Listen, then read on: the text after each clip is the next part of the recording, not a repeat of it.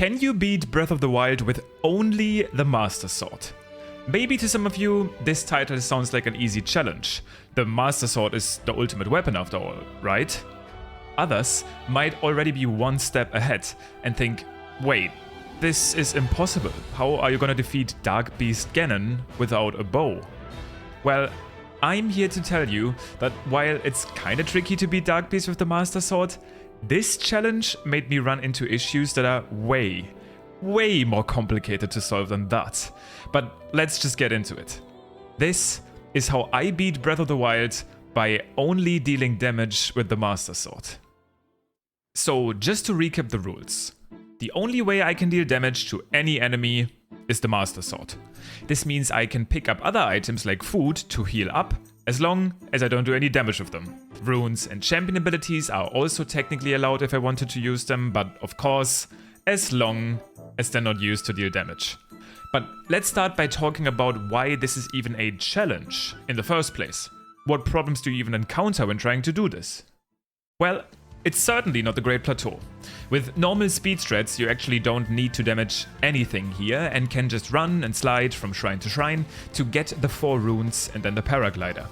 From here, you can then simply bomb slide to the Master Sword and perform the Early Master Sword glitch, or EMS for short. I talked about this glitch in several videos before, but let me explain again. By making a campfire next to the Master Sword and looking up into the sky, when you wake up, for a brief moment the trigger to pull the Master Sword is unloaded. This allows you to pick up the sword like any normal weapon. You don't get the extra weapon slot and it doesn't count towards the quest completion, but it works completely normal.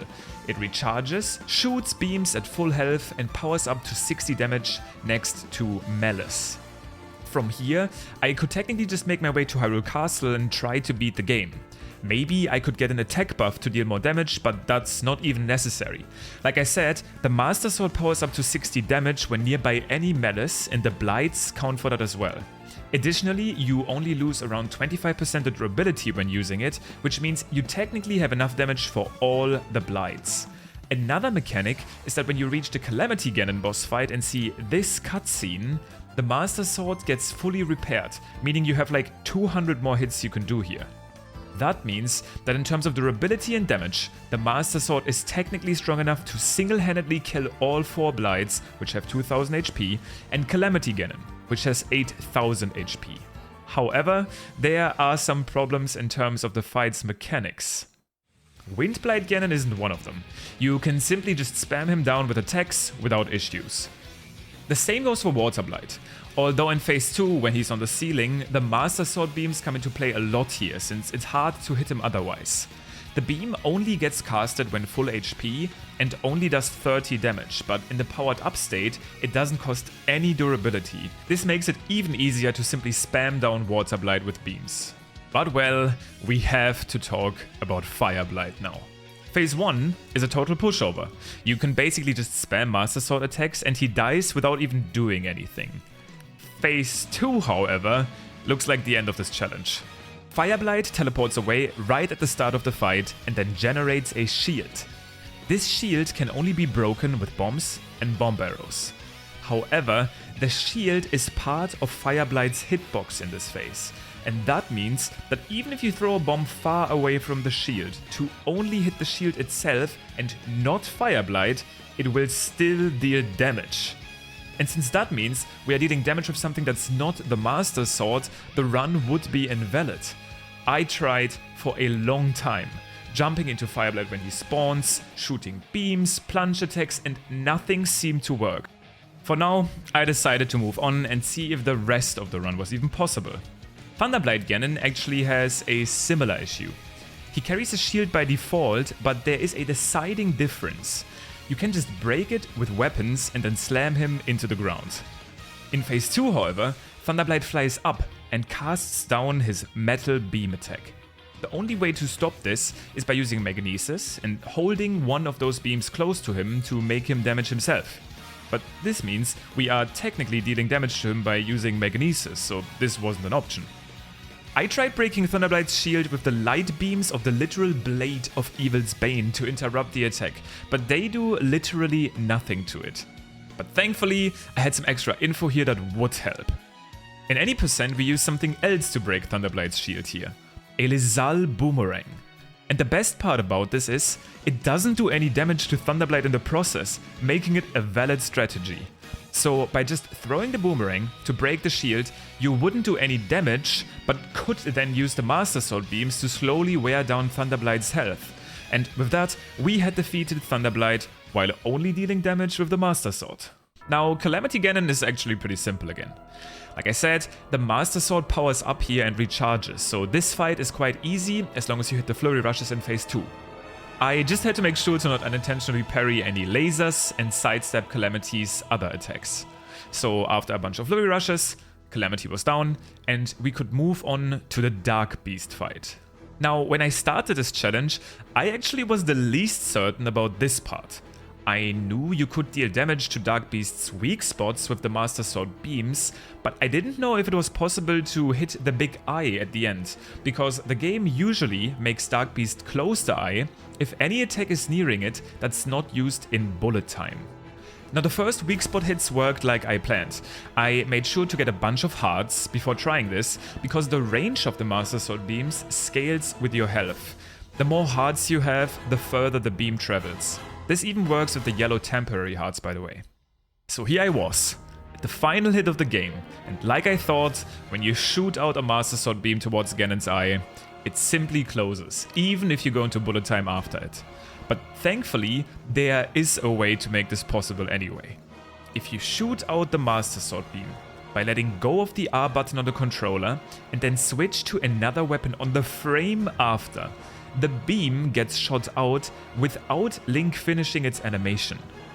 This tricks Dark Beast into leaving the eye open, but the hit still wouldn't register if Link is not in bullet time. So the only way to kill Dark Beast with the Master Sword is by frame perfectly cancelling the beam and then activate bullet time perfectly by either parrying or just jumping into the updraft the beast creates and then pulling out your bow. This is how it looks. Okay. Okay, so here the problem is I jumped a bit late again, but the beam is literally perfect this time. If it doesn't kill now, then I don't have enough hearts.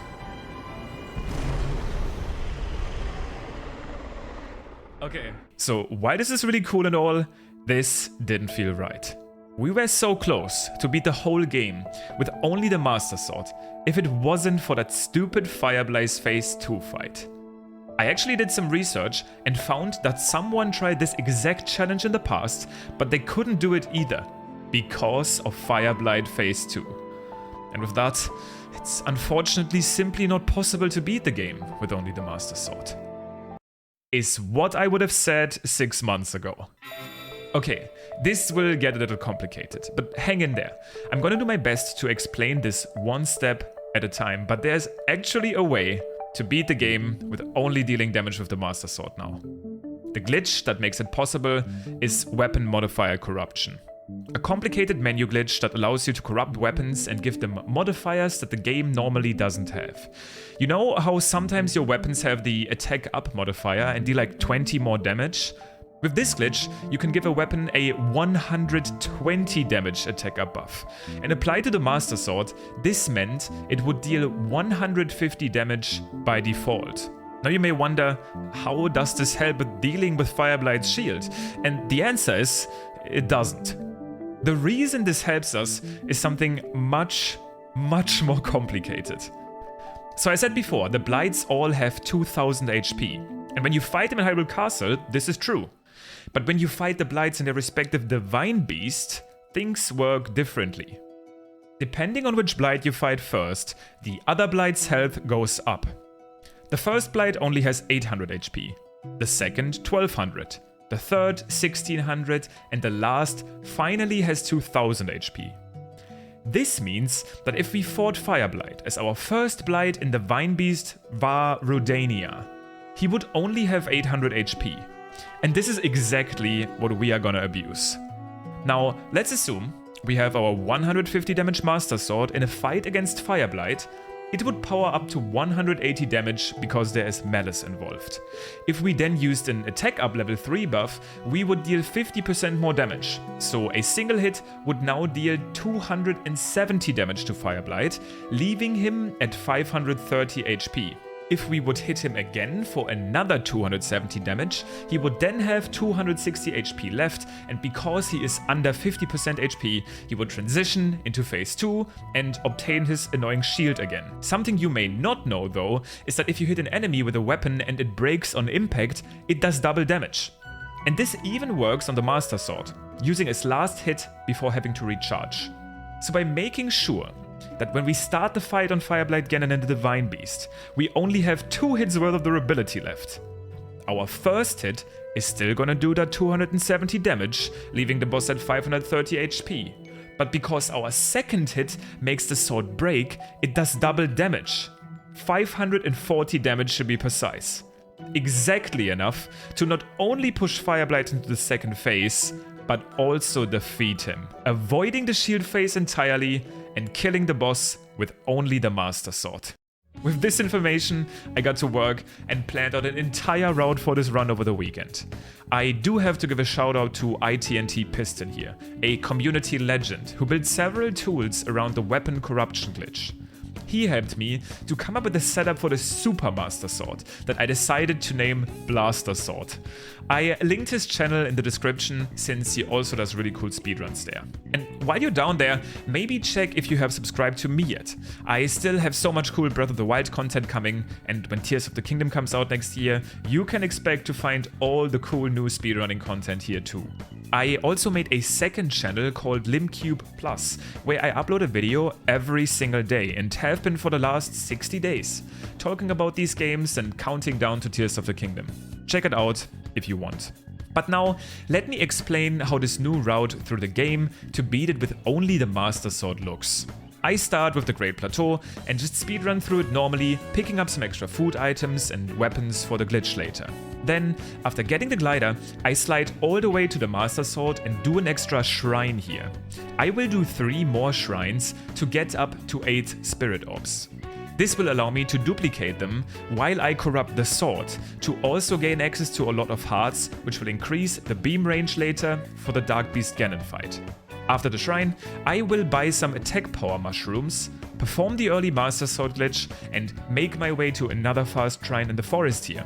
This one also has an ancient core, which will be important later. Then I teleport back to the Great Plateau and bomb slide to Kakariko, where I pick up fairies, another shrine, and then talk to Impa quickly. The fairies will also be duplicated when corrupting the sword, which will be very helpful for the fights. From here, I slide to Hateno and do the final shrine to get 8 orbs and then start the corruption setup. This setup is insanely complicated, and I won't explain it here. I will link the full playthrough of this route in the description though, but just know it consists of eating your Sheikah Slate and Paraglider, holding already cooked foods and reloading more than 20 times. What matters is that after I'm done, I have a 150 damage Master Sword, 999 fairies and some extra rush rooms for attack power food and some ancient cores. These extra cores are the reason I talk to Impa and Kakariko. I will use them to upgrade my Stasis rune to Stasis Plus here in the Tech Lab, which will help me later when I'm going to attack the Divine Beast on Death Mountain. After the upgrade, I teleport back to Kakariko and bomb slide my way to Eldin and Goron City, where I sell all the extra ancient cores for fireproof armor and then start the quest to board Varudania. The first step here is to wind bomb precisely towards the trapped Goron Yunobo, to make it there just fast enough that the wall covering his hideout can't load in time to skip the step of freeing him. Then I go back into the town to progress the quest, and then on my way to the Bridge of Eldin, kill this Lizalfos here with the Master Sword to obtain a boomerang for Thunderblight later. From here, I wind bomb up to the first cannon and kill the 2 moblins attacking Yunobo with the Master Sword, and then we start our combined attack. This escort mission was actually the reason I upgraded my Stasis rune. Making some of these guardians inactive allows you to run through without getting spotted, and while you can technically kill these drones, for some reason the Master Sword doesn't power up here, so you can't use the beam attack without losing durability, so sneaking through was the best play. It didn't work flawlessly, but eventually we squeezed our way to the final cannon and I was able to board the Divine Beast. The beast itself was pretty simple.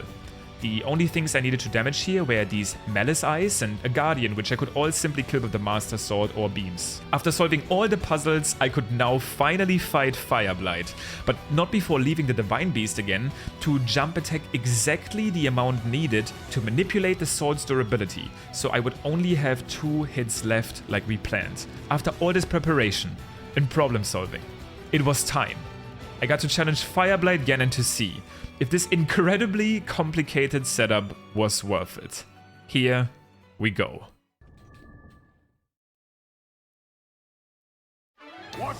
Here's Fireblight. And there goes Fireblight. Calculation correct. We just beat Fireblight, only the Master Sword. This felt so good. It was really satisfying that all of this work paid off. Now, some of you may ask, if you do this Divine Beast, won't it fire a laser at Ganon, technically damaging him? This actually only happens when you press A on this terminal after finishing the fight. If you beat the Blight and then simply teleport away, the Blight counts as defeated and won't show up in Hyrule Castle, but the laser will also not fire, so this was solved as well. With all these steps, I could make my way to the final boss and finally finish the job. I cut Wind Blight in half, spammed beams against Water Blight, used my boomerang to break Thunderblight's shield and finished him, Flurry rushed Calamity to death, and after precisely firing all my beams into Dark Beast, and then finally getting ready to shoot the final beam.